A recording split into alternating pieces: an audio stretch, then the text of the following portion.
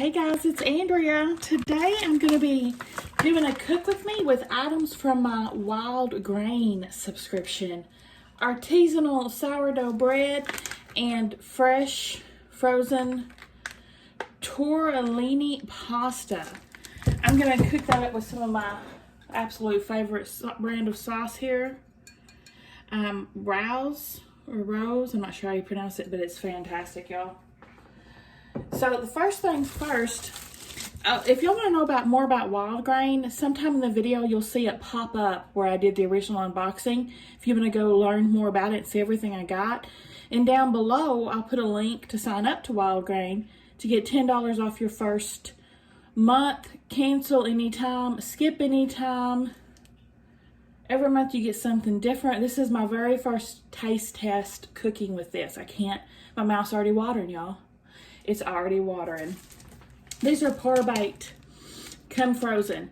So I'm gonna, following the directions, and we're gonna cook this at 450. Now we just put it without a, we're gonna put it right on the rack, no pan. So I'm gonna stick it in the oven now. Big old loaf of bread. Love freaking bread. All right, we're gonna cook it for 18 to 24 minutes, checking periodically. If you want a softer crust, they say cover it with foil and then add 5 minutes to your bake at the end, uncovered.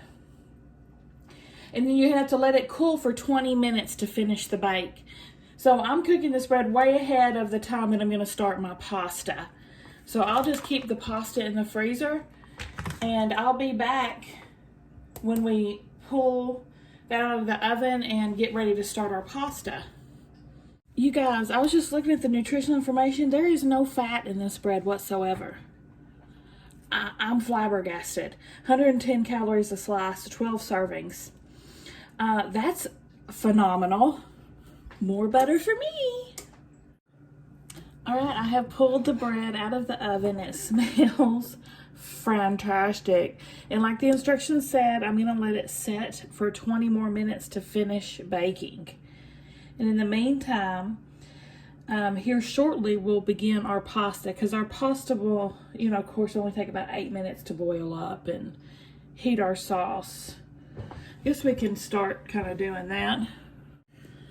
All right, I've got my pot here with, let's salt it up. Salt my water up really good. Set that on high to start boiling, and I'll heat my sauce up right here. Now I eat this kind of sauce all the time, but mostly just the marinara because our store doesn't have a large variety of them.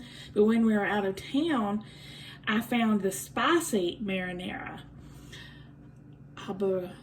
I don't know how to pronounce that, but anyway, there it is. So I'm trying this for the first time. I'm super excited about it. My trick for opening cans, guys, my mom taught me, is just banging it on the counter. And it'll pop, bam, very easily when you do that. Breaks that seal. So, yeah. I'll probably put this on medium low. Slow simmer that sauce up. And I'll be back when this is at this needs to be at a very strong rolling boil as we add the pasta in. So I'll be back when this is at a strong boil. All right, this is actually timing out good with that 20 minutes because we've got about 8 minutes left on the clock and it's at a strong boil now. I'm gonna carefully add my frozen pasta to it. Now we're gonna stir this frequently to make sure it breaks up good. And also, once you put the frozen pasta in, the boiling kind of slows down a little bit, right? Wait till it comes back up to the rolling boil before you start your timer. And the pasta is already starting to separate. If you can see in the pot. It immediately started separating, which is awesome. Yeah, I'll start the timer for 8 minutes once I get it back to that strong boil. Got my sauce on heating up. Just make sure you stir this pasta pretty frequently and keep trying to get it broken up and separated. Okay? And I'll see you back here when we start plating up and doing a taste test. Just to check in and show y'all, this is what the boil should look like. This rolling, volcanic boil that's going on here.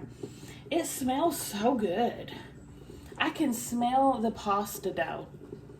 Totally different experience than with like dry pasta. You don't get that. I have sliced my bread up, and I'm going to go ahead and butter some up while I'm waiting for my pasta. I'm using this rosemary thyme butter that I have in the refrigerator on mine and Sam's bread. Still wants plain butter.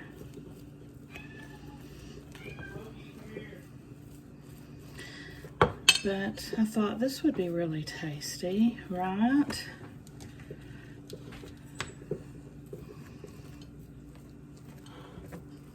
It has a very soft inside, a very crunchy exterior, this bread does. There's my pasta. I'm gonna try a bite of this bread before I plate up my spaghetti. Let's try some of it. And like they said, if you wanted the crust to be not as crisp, you could always wrap it in foil. I like a crisp crust.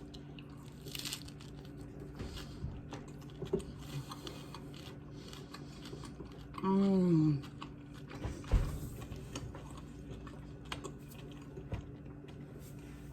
Oh my gosh, guys.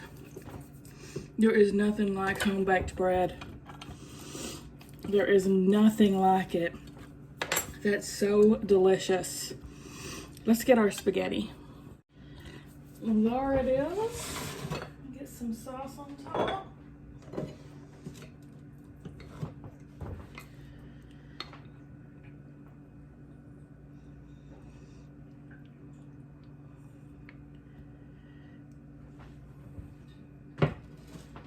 Like that.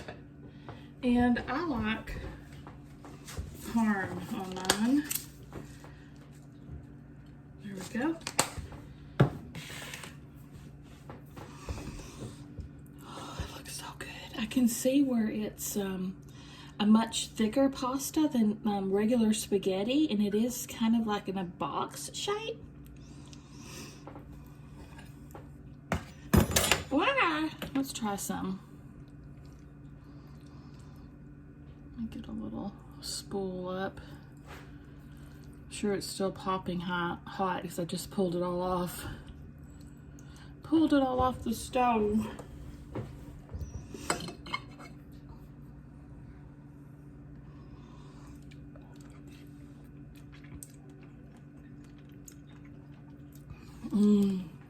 Oh my gosh. It's like restaurant quality. Like if I went to the fancy restaurant place about an hour from here, the Italian place, I would expect something of this sort.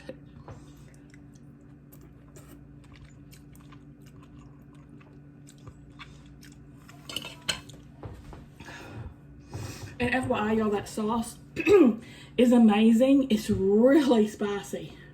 I'm impressed with how spicy it is. This is delicious.